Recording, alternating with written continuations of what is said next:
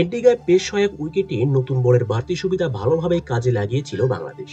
বিশেষ করে তাসকিন আহমেদ দ্রুত ব্রেক থ্রু এনে দেন দলকে। তবে সময় গড়ানোর সঙ্গে সঙ্গে ম্যাচের নিয়ন্ত্রণ চলে যাচ্ছিল ক্যারিবিয়ানদের হাতে।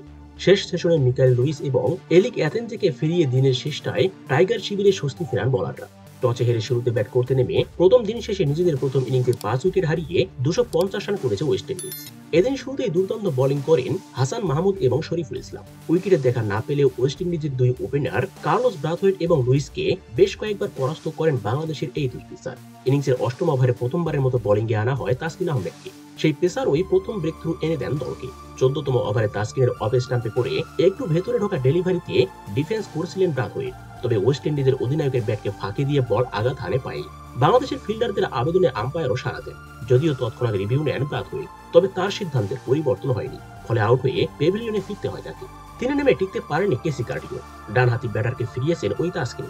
উইকেটে আসার পর থেকেই তাড়াহুড়া করছিলেন তিনি। তাসকিনের মিডল এবং লেগ স্টাম্পের লেন্থ ডেলিভারিতে ফ্লিক করার চেষ্টায় লিন্ডিং এজ হয়ে মিড অনে থাকা তাইজুল ইসলামকে ক্যাচ দিয়ে 0 রানে ফেরেন তিনি। 25 রানে 2 উইকেট হারানোর পর তৃতীয় উইকেট জুটিতে দলকে পথ দেখান লুইস এবং ক্যামোস হোলস। তবে হস 25 রান করে রান আউট হয়ে সাজঘরে ফিরলে ভাঙে 59 রানে তৃতীয় উইকেটের জুটি। এরপর বাংলাদেশকে বেশ ভুগিয়েছে লুইস এবং অ্যাথেনজের জুটি। দুজনেই সেঞ্চুরি পথে ছিলেন, তবে কাউকেই সেঞ্চুরি করতে দেননি বাংলাদেশি বোলাররা।